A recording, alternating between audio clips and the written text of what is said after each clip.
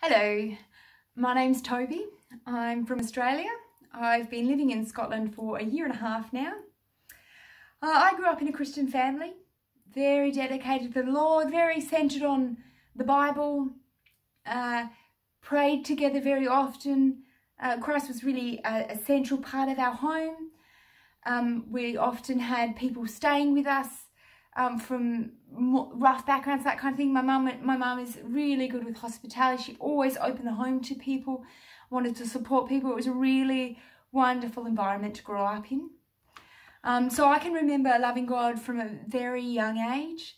In fact, my earliest clearer memory, I've got other vague memories from when I was a tiny tot, but one of my clearest, oldest memories is overhearing my mum having a conversation with someone else, I'm not sure who, and having this conversation about my older sister. And they were talking about how when she's older, she's going to have to make her own decision of faith. It can't just be her parents' faith. And I remember hearing that and thinking, oh, I don't just love God because of my parents, do I? And I took some of my 4 or 5 year old brain to process that. And I remember praying about that and saying, no, I love God because I love God. Now, was not very educated or mature back then. I didn't have a very thorough understanding of my sin and my need for repentance. I had a basic understanding, but I knew that I loved God, and the rest of that grew as I grew. I've got a friend in church back home, and he loves his cliche sayings.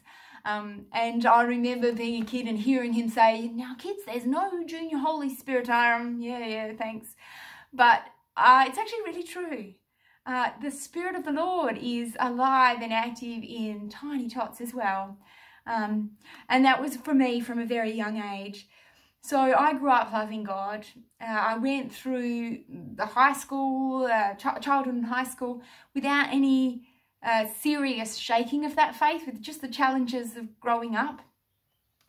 My first great hurdle, and I would say my greatest hurdle, was when I was about 21, 2009. I could probably work out exactly how old I was, but I was around there.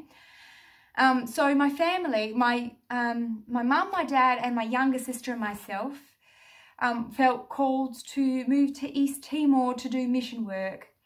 East Timor is a small developing country in amongst the Indonesian islands. It's just over the top of Australia. It's off the tip of Darwin. And it's gained independence in 1999. It went through a lot of violence, a lot of brutal oppression at that time and in the years preceding that, and just been occupied for many, many years before that. It was a really war-torn country. So when we went there, we didn't know what mission we were going into. We felt called there. We were self-funded, but then we came into this refuge for young women who'd suffered abuse. So we became really involved in that. I was particularly involved in starting up a cafe, which was attached to that.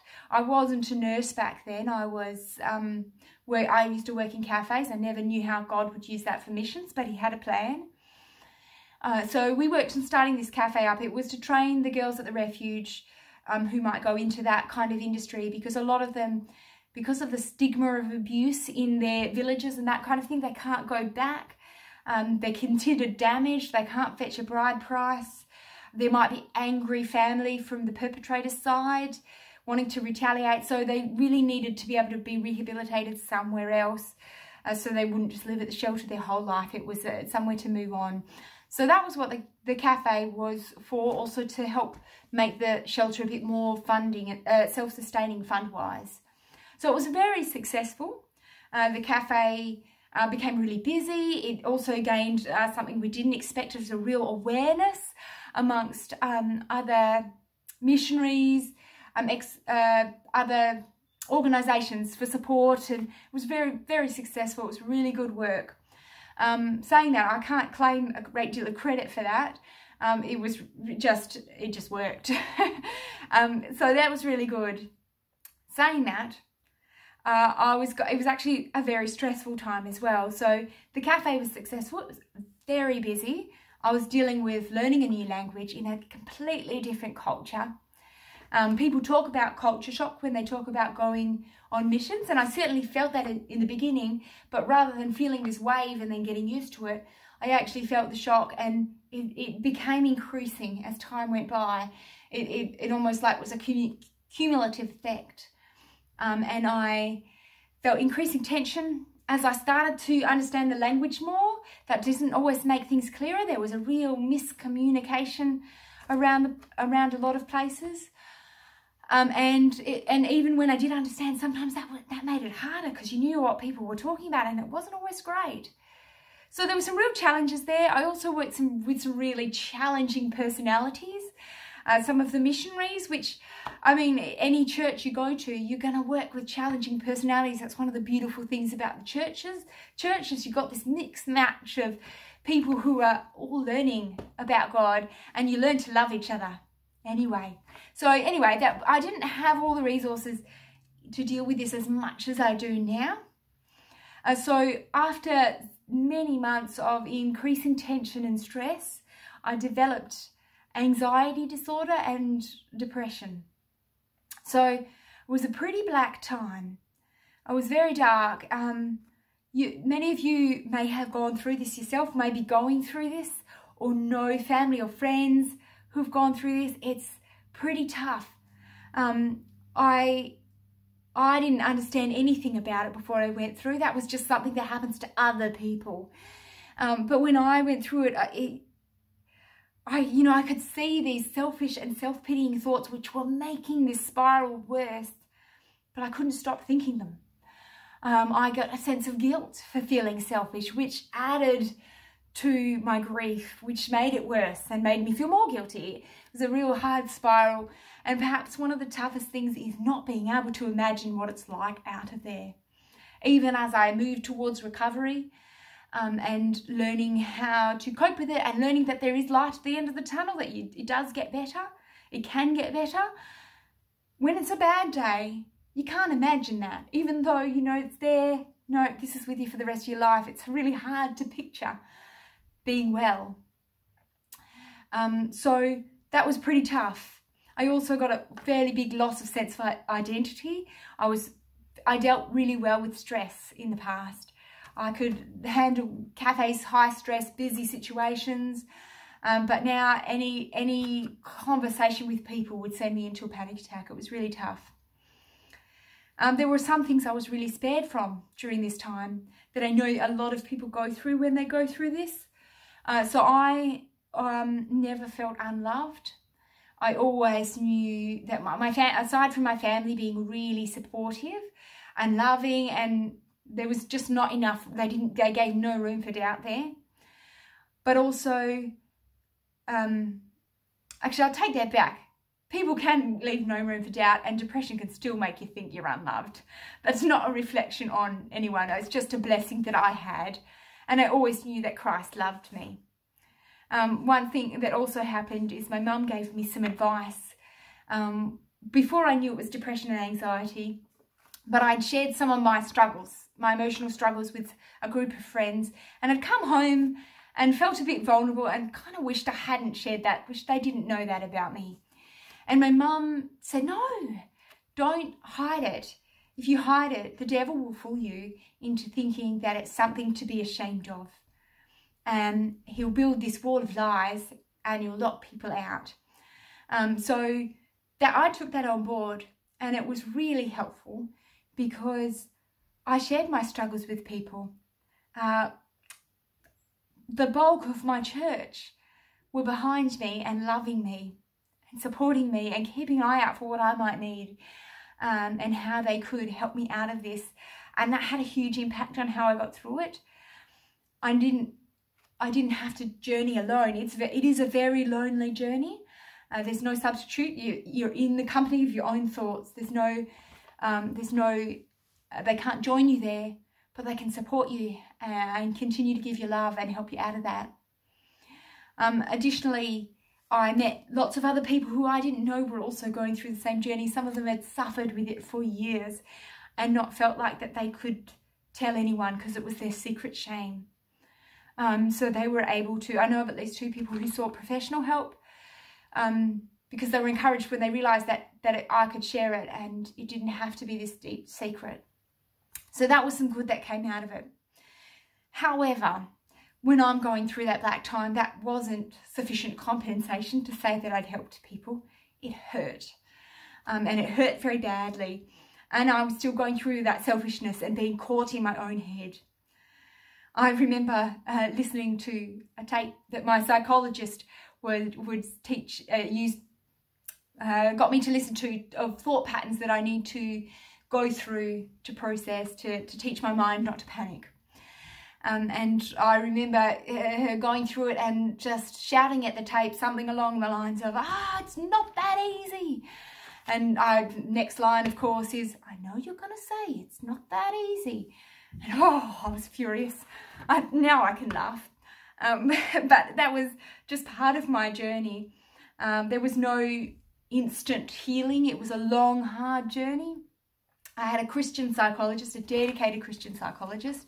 We knew her from before, and that really helped because I knew I could properly open up to her and share my struggles of faith alongside my struggles of emotion, because they aren't separate parts of my life. My faith is part of my whole life. So that was really, really helpful for me. I did reach full recovery, and I praise God for that.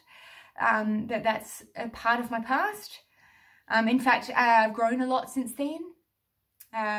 But one of the things as well is that God is not just God of the good times and God of the... He brings recovery, but he was God in that dark time too. And he was with me, and he was worth it in that dark time. And that brings me to 2 events. I could actually share a lot of events throughout the time when I had in moments of God speaking to me in dark moments and bringing me his peace and joy, but still didn't take me out of the depression. It was still, and the anxiety, it was still there. It still took a long time, but there were lots of moments of him encouraging me in my dark moments. But there's 2 that I want to highlight, 2 moments I want to highlight. One was from before it all started. So before I went to East Timor, when I was anticipating going, lots of excitement and unsureness, thinking it's probably going to be harder than I expect, but ready to go where God's called me, knowing he'd called me there. So I was praying, and I just asked Lord, I said, you know what's going to happen. Can you tell me something? Or can you reveal to me something of what to expect? And I had a distinct sense of that he could. He's God, he knows what's coming. And almost a sense of, if you ask me, there's a good chance I'll show you. However, I recommend that you don't, because you don't love me enough yet to go. What you're going to face, you don't love me enough. You'll give up and stay home too scared, but you will love me enough then. Now, that was pretty daunting, but also very exciting. I couldn't imagine loving God more than I did. And it's scary what I'm going to have to deal with, but also exciting to think that I would love him more. And then the second time, that was very connected to this time, but I never linked these 2 events in my mind till years later, was when I was going through all of this. I didn't know I had anxiety and depression. I didn't know that till later when I came back to Australia.